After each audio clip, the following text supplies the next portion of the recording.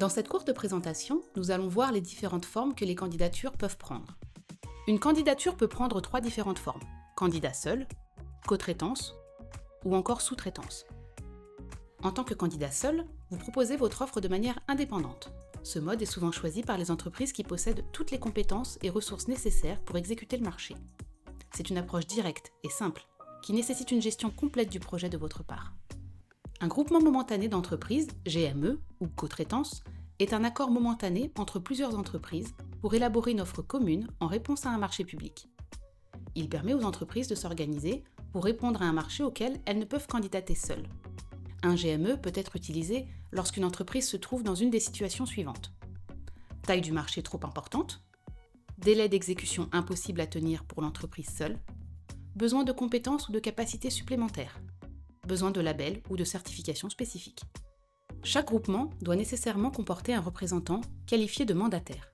C'est l'interlocuteur unique de l'acheteur public pendant toute la phase d'exécution du marché.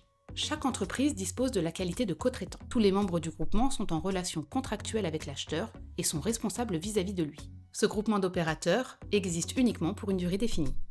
Le groupement peut prendre l'une des formes suivantes. Groupement solidaire. Chaque membre est financièrement responsable de l'ensemble du marché ainsi que de son exécution, même s'il n'en réalise qu'une partie. Le groupement conjoint. Chaque membre est responsable à hauteur des prestations dont il a la charge. Groupement conjoint avec mandataire solidaire. Chaque cotraitant est engagé à hauteur de ses prestations.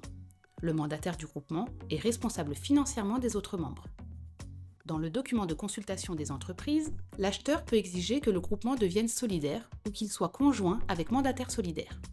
En cas de sous-traitance, une entreprise principale répond au marché et engage d'autres entreprises pour réaliser certaines parties du travail. Ce mode est utile lorsque l'entreprise principale ne possède pas toutes les compétences en interne. Il est important de déclarer tous les sous-traitants lors de la candidature.